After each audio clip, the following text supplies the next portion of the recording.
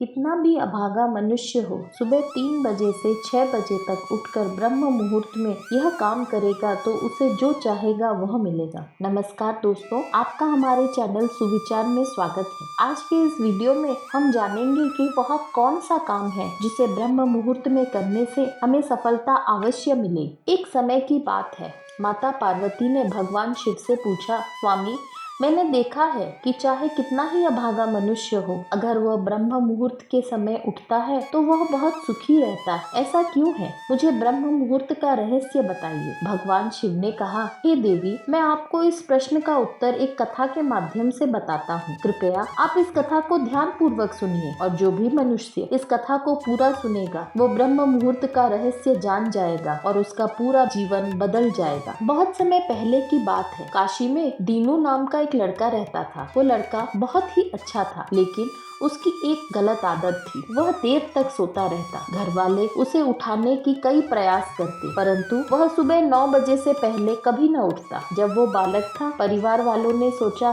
कि बड़ा हो जाएगा तो इसकी इस आदत में सुधार आ जाएगा, परंतु जैसे जैसे वो बड़ा होता गया उसकी यह आदत और भी गहरी होती गई। उसके पिता उसकी इस आदत से बहुत परेशान रहते थे। उस लड़के को काफी नकारात्मक शक्तियों ने घेर लिया और वह सभी को पलटकर जवाब देने लगा। वह दिन भर उदास रहता था। इसका असर उसके स्वास्थ्य पर भी पड़ने लगा। उस लड़के के सारे दोस्तों को सफलता प्राप्त हो रही थी। उसकी बात से वो और भी ज्यादा चिंतित रहने लगा और ईश्वर को कोसने लगा। वो बार बार कहता कि मेरी किस्मत ही खराब है, परंतु उसके पिता अच्छी तरह से जानते थे कि इस लड़के के असफल होने के पीछे का कारण क्या है। एक दिन की बात है, उसके पिता को किसी सन्यासी के बारे में पता चला। वह तुरंत अपने बेटे की समस्या लेकर सन्यासी के पास पहुंचे और विस्तार से उन्हें सब बताया। सन्यासी ने कहा, कल आप अपने बेटे को इस आश्रम में भेज दीजिएगा। वह पिता घर वापस आ गए। उन्हें पता था कि अगर वह सीधे तरीके से अपने बेटे को सन्यासी से मिलने को कहेंगे तो वह कभी तैयार न होगा। उन्होंने अपने बेटे को पास बुलाया और कहा, तुम्हारे सारे मित्र को सफलता प्राप्त हो चुकी है, क्या तुम्हें सफल नहीं होना? लड़के ने उत्तर दिया, जरूर पिताजी, परंतु जब भी मैं अपने मित्रों से उनकी सफलता का रहस्य पूछता हूँ वो कुछ नहीं बताते हैं। पिता ने कहा, मुझे इस रहस्य का पता चल गया है कि वह क्यों सफल होते जा रहे हैं। लड़के की उत्सुकता बढ़ गई। उसने पूछा, क्या पता चल गया है पिताजी? कृपया आप मुझे भी बताइए। पिताजी ने कहा, कल सुबह तुम्हें एक सन्यासी के आश्रम में जाकर उनसे मिलना है। यदि तुम वहाँ समय पर पहुँच गए तो वह सन्यासी तुम्हें ऐसा मंत्र बताएंगे जिससे तुम सफल हो जाओगे, परंतु एक समस्या है, जब तक तुम सोकर उठोगे तब तक सन्यासी से मिलने का समय समाप्त हो जाता है। लड़के ने कहा, पिताजी, मैं कल पूरी रात जागता रहूंगा और सुबह सन्यासी से मिलकर आऊंगा। सन्यासी की आज्ञा को मानना। पिता की बात सुनकर वह लड़का बहुत अधिक खुश हुआ। जीवन में पहली बार वह रात में जाग रहा था, परंतु थोड़े ही समय में उसे नींद आ गई और वह सो गया। अगली सुबह जब वो उठा तो उसे पता चला कि सन्यासी से मिलने का समय समाप्त हो चुका है। उसके पिता ने लड़के की तरफ देखा और कहा कि तुम जीवन में कभी सफल नहीं हो पाओगे। पिता की बात सुनकर लड़के को बहुत दुख हुआ। उसने मन ही मन स्वयं को चुनौती दी कि कल सुबह वह सन्यासी से मिलने अवश्य जाएगा। उसने अपने पैर में एक छोटा सा घाव बना लिया, जिसके दर्द के कारण वह रात भर सो न सका। ऐसा पहला अवसर था जब उसने अपने जीवन में पहली बार सूर्योदय देखा था। तुरंत तैयार होकर सन्यासी से मिलने के लिए चला गया। आज उसे कुछ अलग ही अनुभव हो रहा था। वो बेहद शांत महसूस कर रहा था। चलते चलते लड़का जैसे ही सन्यासी के आश्रम में पहुंचा, उसने देखा सन्यासी और उसके सभी शिष्य ध्यान लगाने में बैठे हुए हैं। जब ध्यान का समय समाप्त हुआ तब लड़के ने उस सन्यासी के पास जाकर पूछा, आपके पास कोई ऐसा मंत्र है जिससे मैं सफल हो सकता हूँ? कृपया करके मुझे वो मंत्र बताइए। मैं भी अपने मित्रों की तरह सफल होना चाहता हूँ और अच्छा जीवन जीना चाहता हूँ। सन्यासी मुस्कुराए और बोले, अच्छा, तुम वही बालक हो। तुम्हारे पिताजी मुझसे मिलने आए थे। उन्होंने तुम्हारे विषय में मुझे सब कुछ बता दिया है, परंतु मैं तुम्हें यह मंत्र अवश्य बता दूंगा। परंतु शब्द सुनकर लड़का घबरा गया। उसने पूछा, परंतु क्या गुरुदेव? सन्यासी ने कहा, मैं तुम्हें वो मंत्र बताऊंगा, परंतु अगले 21 दिनों तक तुम्हें मेरी आज्ञा माननी होगी। मैं तुम्हें वो मंत्र 21 दिनों के बाद बताऊंगा। तब तक मैं तुमसे जो भी कार्य कहूँगा तुम्हें वो करना होगा। यदि तुम असफल हुए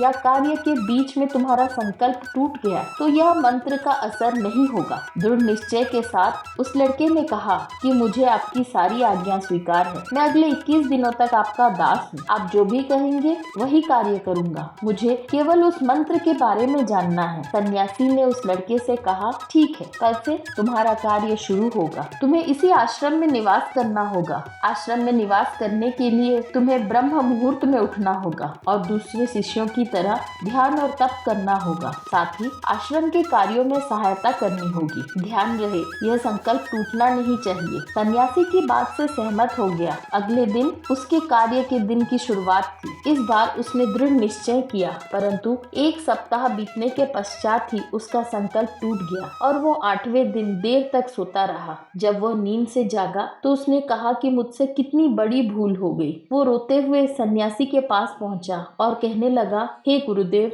मेरा संकल्प टूट गया। अब मैं जीवन में कभी सफल ना हो पाऊंगा। सन्यासी ने उसे समझाते हुए कहा कि एक बार फिर शुरुआत करो, फिर से संकल्प करो। लड़के ने सन्यासी से पूछा, गुरुदेव, सुबह उठना इतना आवश्यक क्यों है और यहाँ पर सभी लोग इतने जल्दी क्यों उठ जाते हैं? सन्यासी ने लड़के को समझाते हुए कहा, सुबह यानी ब्रह्म मुहूर्त में उठने के पीछे बहुत बड़ा विज्ञान छुपा हुआ है। लड़के ने कहा, मुझे इस विज्ञान के बारे में कृपया विस्तार से बताएं। सन्यासी समझाने लगे। रात्रि को 4 पहरों में बांटा गया है। पहला रुद्र काल, जो शाम 6 बजे से रात के 9 बजे तक होता है। दूसरा राक्षस काल, जो रात्रि 9 बजे से 12 बजे तक होता है। तीसरा गंधर्व काल, जो रात के 12 बजे से 3 बजे तक होता है। और सबके अंत में जो पहर आता है उसे मनोहर काल कहा जाता है। उसे ब्रह्म मुहूर्त या अमृत वेला के नाम से भी जाना जाता है। इसका समय भोर 3 बजे से सुबह 6 बजे तक होता है। यह वह समय है जब पूरे संसार की नकारात्मक शक्तियाँ निष्क्रिय अवस्था।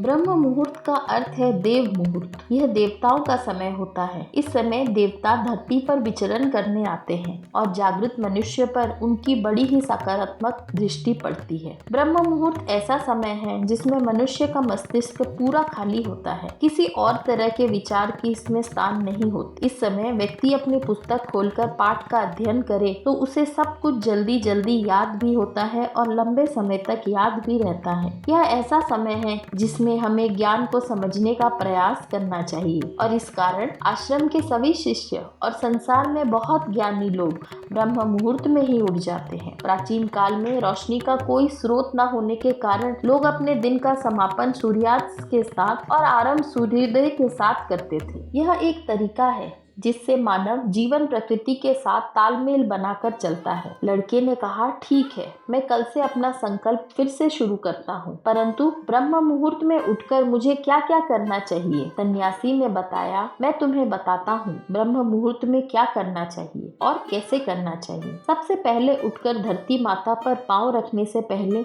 धरती माता को प्रणाम करना चाहिए और अपनी दोनों हथेलियों को देखना चाहिए। ईश्वर को धन्यवाद देना चाहिए कि उन्होंने तुम्हें आज का सूर्योदय देखने का अवसर दिया है। इसके बाद नित्य क्रम और स्नान करने के से शरीर ही नहीं बल्कि मन की शुद्धता भी बढ़ती है। स्नान करने के पश्चात ध्यान की प्रक्रिया होती है। ब्रह्म मुहूर्त में ध्यान की अवधि 21 दिनों तक होती है। इस विधि का उपयोग तब किया जाता है जब आपको अपनी कोई मनोकामना पूर्ति करनी हो। यह ऐसा समय होता है जब व्यक्ति अपने आज्ञा के चक्र को सक्रिय करने पर काम करता है। आगे सन्यासी ने बताया, आज्ञा चक्र दोनों भवों के बीच में होता है। यह संकल्प का स्थान होता है। अगर इस चक्र पर ध्यान केंद्रित किया जाए और अपनी मनोकामना को बार बार दोहराया जाए तो मात्र 21 दिनों के भीतर वो मनोकामना अवश्य पूरी होती है। अगर आपके मन में कोई अधूरी मनोकामना है और आप उसे पूरी करना चाहते हैं तो सबसे पहले उस मनोकामना का स्पष्टीकरण कर ले। आपको क्या चाहिए ये निर्णय अवश्य कर ले। इसके बाद ध्यान की विधि शुरू करें। ब्रह्म मुहूर्त में स्नान करने के बाद एक ऐसा स्थान ढूंढे